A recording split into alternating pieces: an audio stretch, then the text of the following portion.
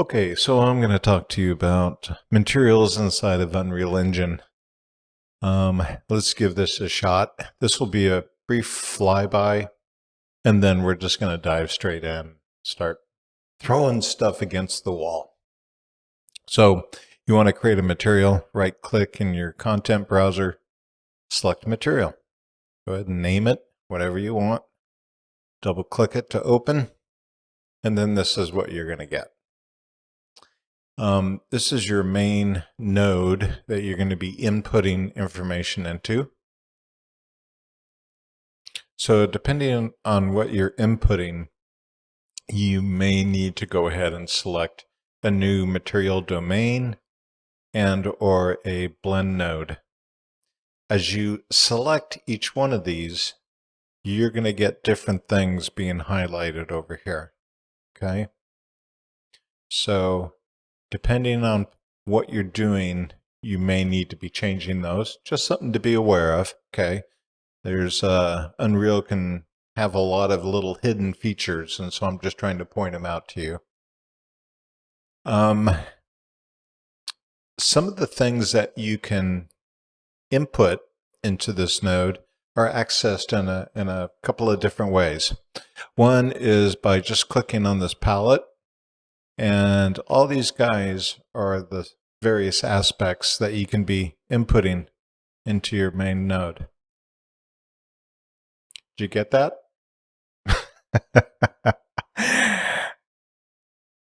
That's quite a few. Another way you can do it is right-click and select, or just start typing in. And another way are some hotkeys. So these constant vectors, 1, 2, 3, and 4, are something that you use a lot of. So I would type 3, left-click. I would type 1, left-click. And that's going to give me those vectors. So I can drag it and hook it over to base color. I can right-click and tell it where to go. That happens to me sometimes. You can Alt left-click to disconnect. And as you hook it up, you can see what's happening over here on our left side.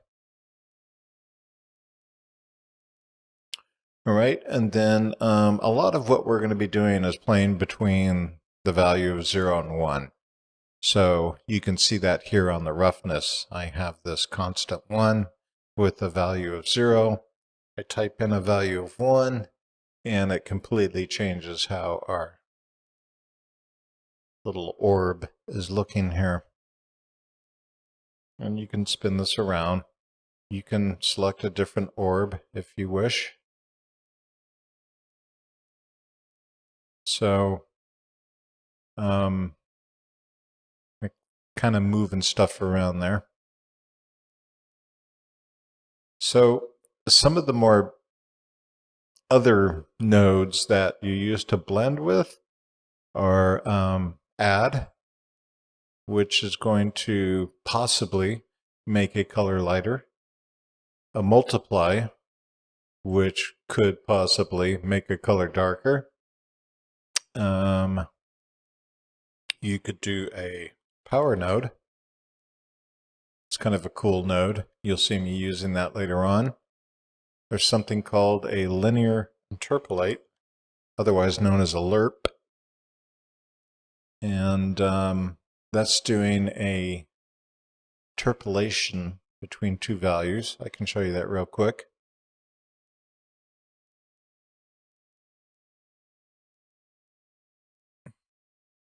Actually, let's just go ahead and show you now, right?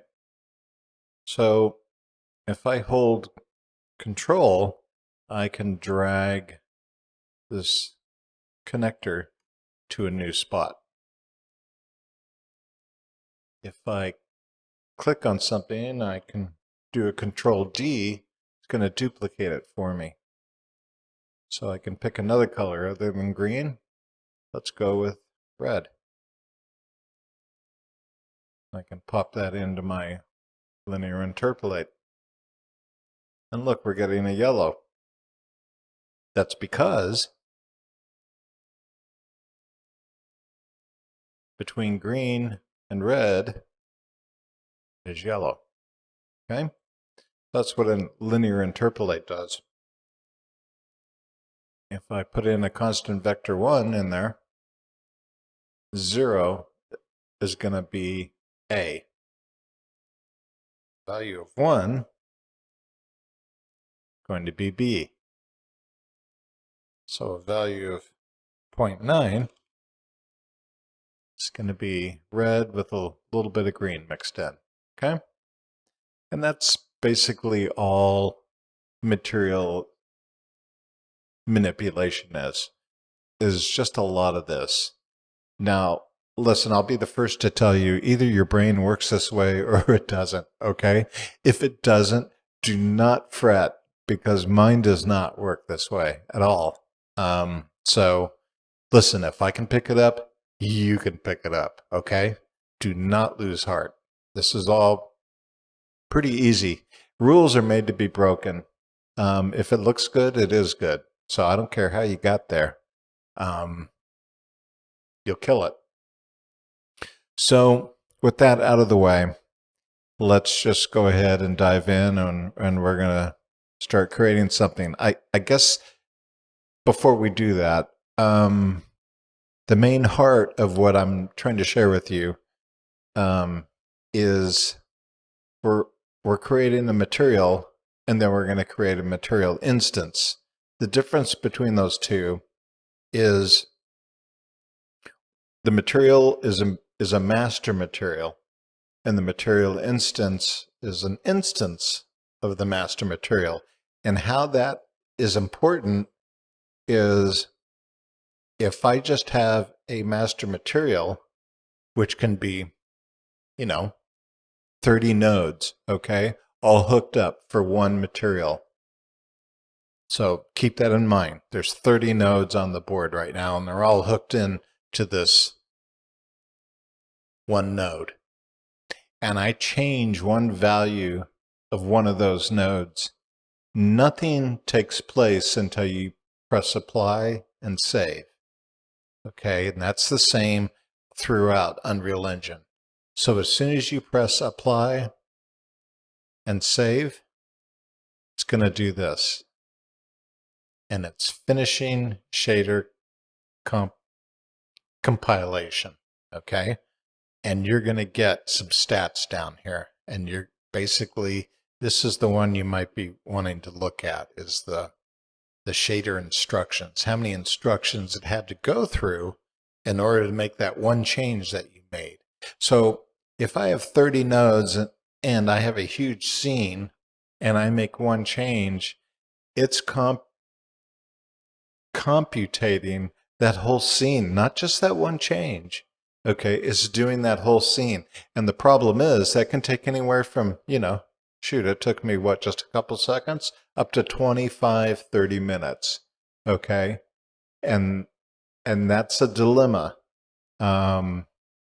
So what the material instance does is, if you're able to set up your master material with all of the correct nodes that give you access to everything you need, making the color darker, making the color lighter, making the normal map stronger, making it glossier, making it shiny, all of that stuff. And then you create a material instance. The beauty about the material instance is when you change one item, it doesn't have to compile the whole 9 yards. It just will compile that one little thing that you made a change on. And that's the difference between a master material and a material instance. So a master material is super important. You have to create it, and you need to create it and give yourself the tools to be able to manipulate the material the way that you want. And then the material instance allows you to manipulate that material without waiting 30 minutes each time you press apply and save. Okay, so enough of that. Let's throw stuff against the wall.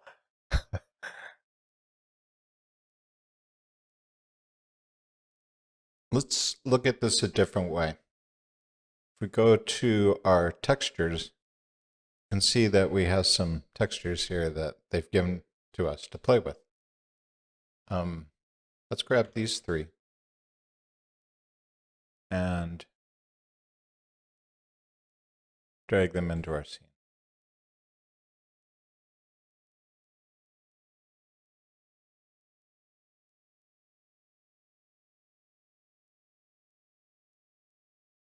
We can take texture sample, hook it up. We can take the normal, hook it up. We can change, instead of a ball, we can make this a cube. Might make more sense for what we're looking at right now. If we look at this texture sample right here, that's what it looks like. If we look at the different channels, we can see that R is our ambient occlusion, G is our roughness, and B is a displacement. Okay, don't really use displacement in Unreal, but this one map has got all of those different slots that it can play with. Right, so we can take the R, bring it over to ambient occlusion. Going to give us a little bit more depth there. We can get our G and drag it over to roughness. Right? Now we're looking at a PBR material here. Okay?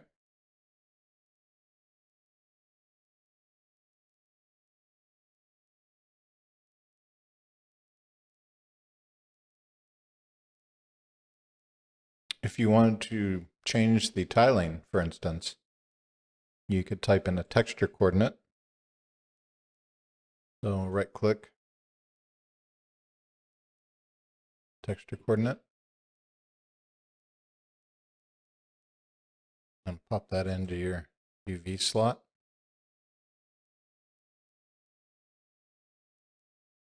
And so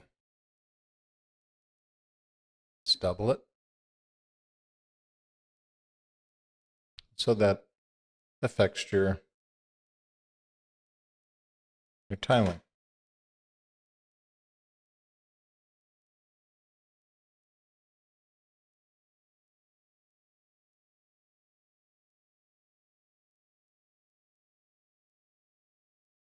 Another way to do this, instead of altering these two guys, would be to put in a multiply.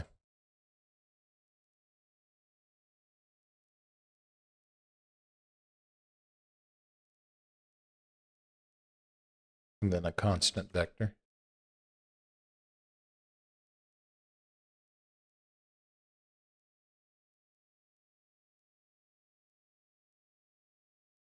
And so we want to change this value. We can just change this one constant vector, which is going to affect all three of these.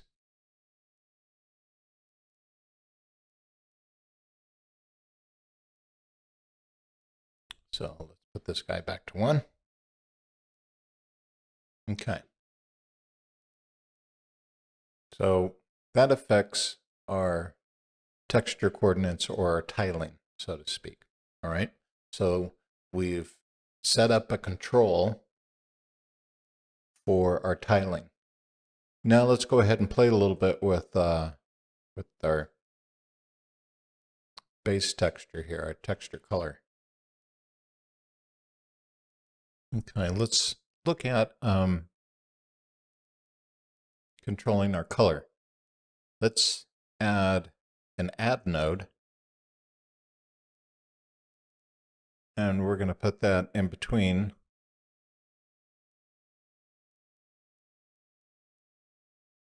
texture sample and our material node. We'll need a constant.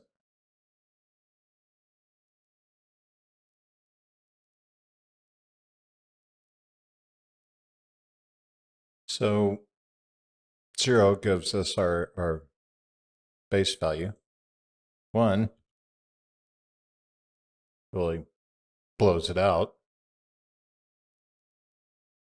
0.5, 0.3, 0.2. So sometimes you really need to get very slight with these. But 1 blows it out. Let's say I put 300 in there. Really kills it.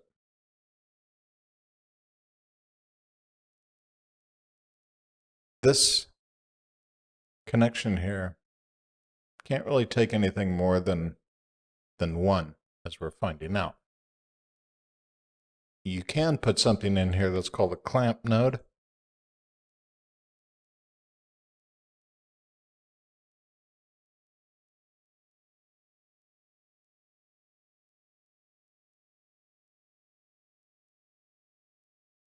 And what that is going to do is clamp it between 0 and 1.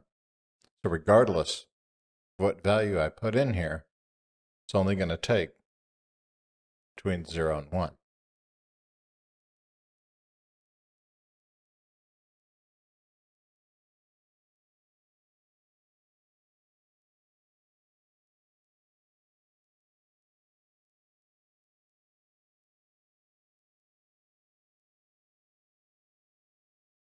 We already have talked about adding a multiply, so we can do that well.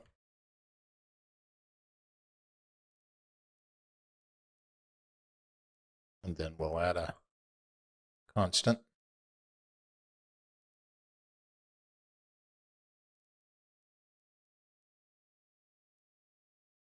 Make that a 1. And again, it's the same principle that we showed you before.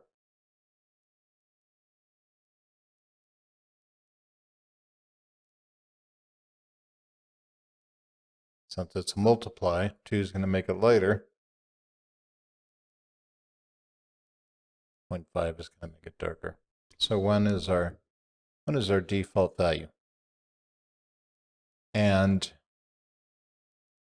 without the clamp node, I don't know what's happening here, but he seems to affect these two constant values a little bit. I mean, I know he's clamping it, but you get a little different flavor when you're making some adjustments here.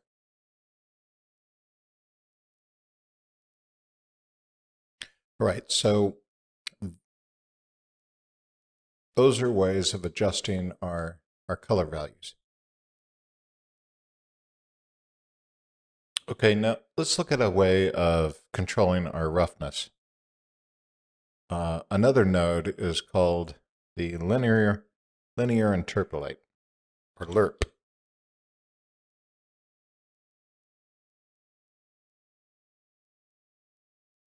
So we'll take this roughness, bring it into the alpha, and then what we can do is get a couple constant values. I see. You can also duplicate. So Control D. I'm going to duplicate that node for you.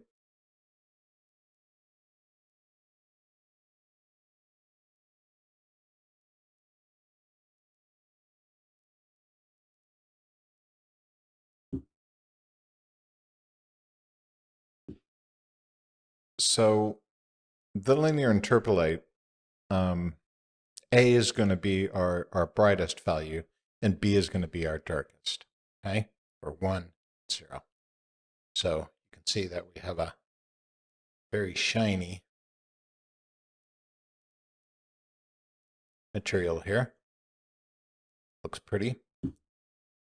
So we can adjust these, and that's going to change how it looks. We can also use negative values.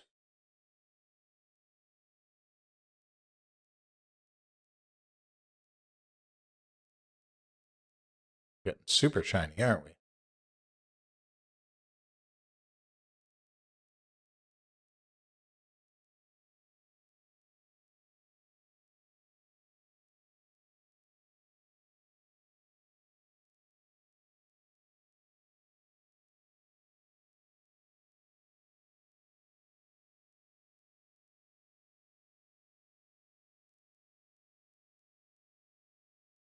So you can see that as we're playing around with these values, the linear interpolate is making adjustments, and this is a really fine way of being able to control the roughness,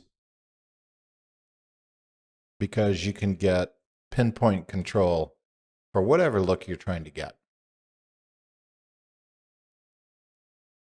So these would be our default values for the linear interpolate. The linear interpolate can really do a lot of different things. So how you're able to use it can really open up a lot of doors. All right, so that's a way of controlling our roughness there. Okay, so let's look at controlling our normal map. There is another node that's called an append node. Another shortcut for it. And so, as we talked about before, we can take the red and the green channel and pop those into the append. Also, what you can do is right-click on something, a node, and start previewing it. And that'll give you a preview of it without it having going past that and going into here. So it gives you an idea of what's going on. So we can take this append node and pop it into a multiply, get a constant vector 1.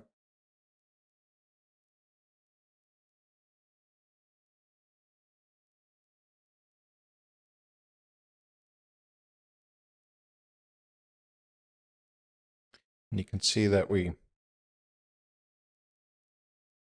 really haven't done anything yet, but what we need to do is we need to bring this blue channel in. So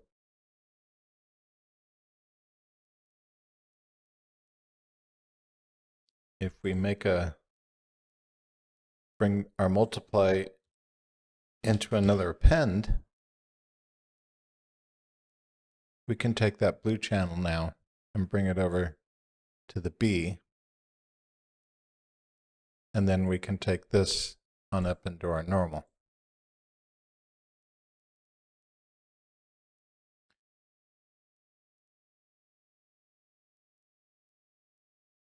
So now we have a normal, a normal.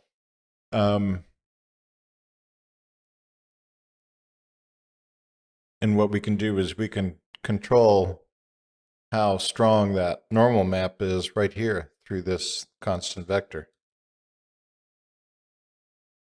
0.2 really takes it away.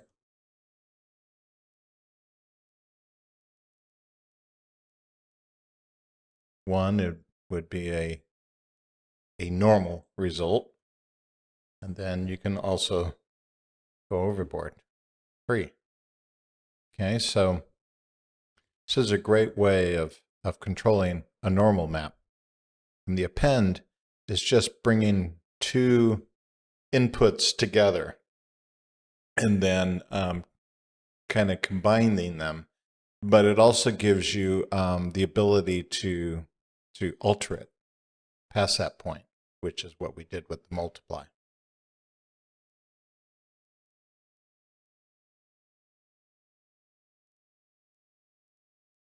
So there's a way of controlling our normal map values.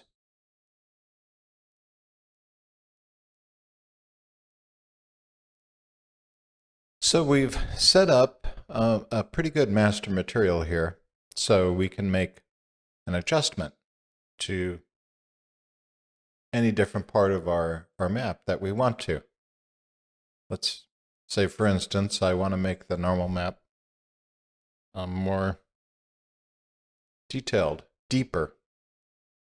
So I change that, and again, nothing really happens until you press apply and save. Okay, even though you see it here, really hasn't taken effect. So we can press apply, and then we can save.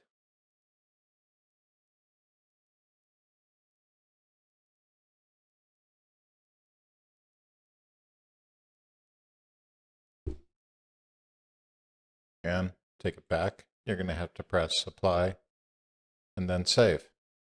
Now that quick little thing that just happened there was the texture compiling. Had to compile. Usually it stays up there a little bit longer. Let's see if I can change this over here and see if I can. Here you go. That's what you usually see. Finishing shader compilation. And again, apply and then save. Now that shader compilation took up 134 instructions. That's pretty good. You know, if you can stay under 300, you're looking good. Actually 200, really, you're looking good. Anything above that gets crazy. All right. Now, we have set up all our controls here for us to manipulate. And what you'll want to do is take your material and right click and create a material instance.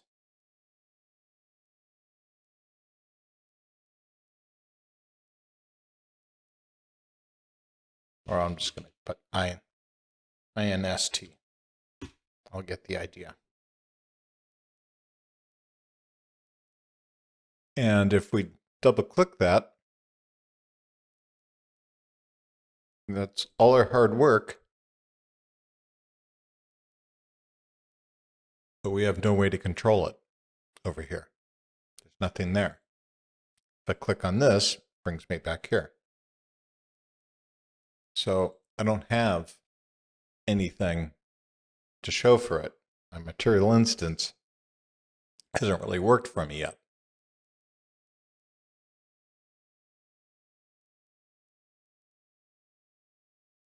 But if I go into my controls here,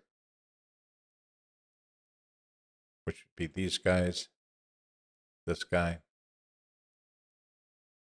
my tiling, and what I can do is right click, convert to parameter. And what that's going to do is give us controls to use on the material instance side. And then when we make a change to it, it's not having to recompile the whole shader. It's just recompiling that small little sliver.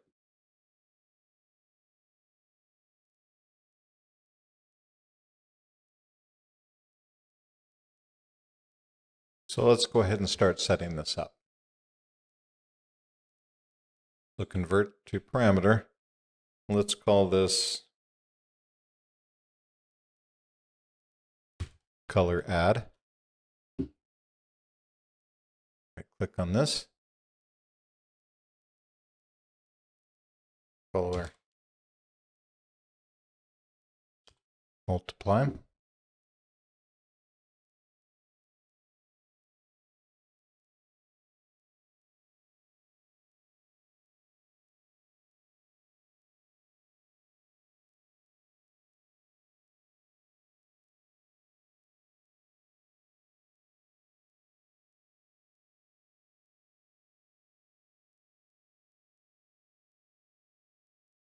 So come over here to our roughness, and we can make this a convert to parameter. Roughness minimum. We can make this a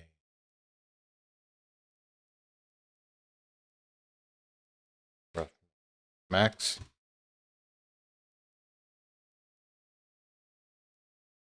Come down here to our normal map.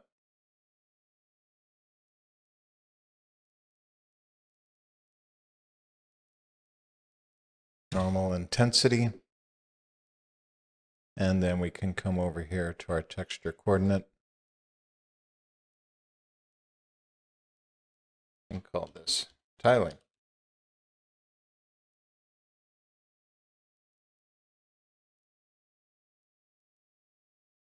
Now,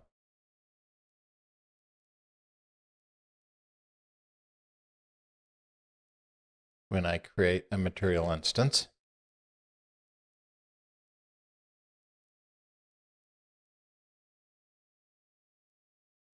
and open that up.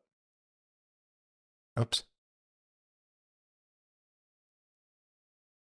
Broke my own rule. I forgot to apply. Gotta apply. Gotta apply. And then you have to save.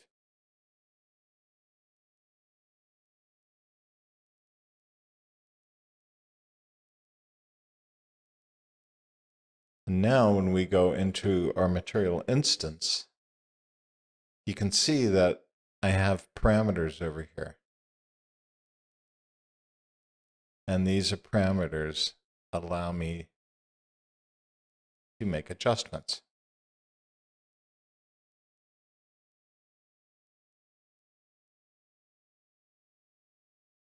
We can make the adjustments right here, right on the fly.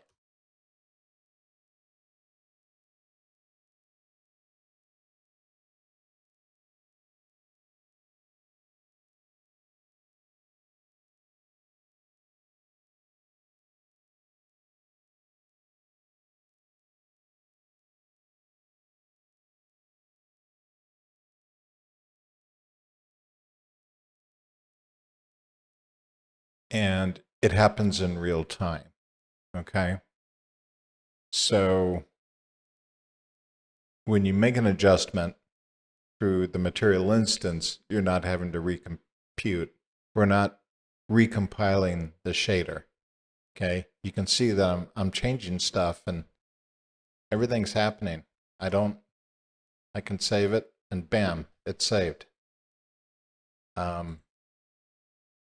So it doesn't need to figure out the whole 9 yards of the shader, which is all of this. It doesn't need to figure all of that out.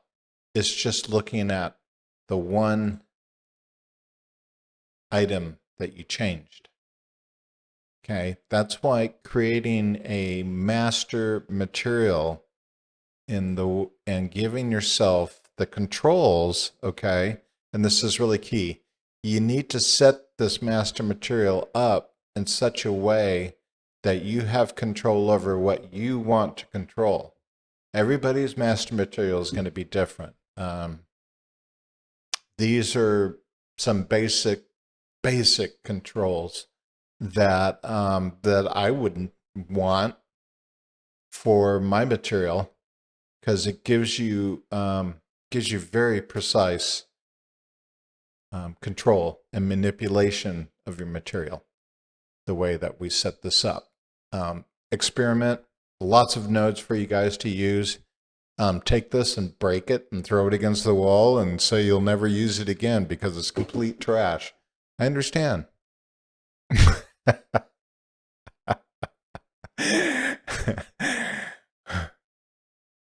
All I'm saying is this is an example. Use more, use less. Less is more.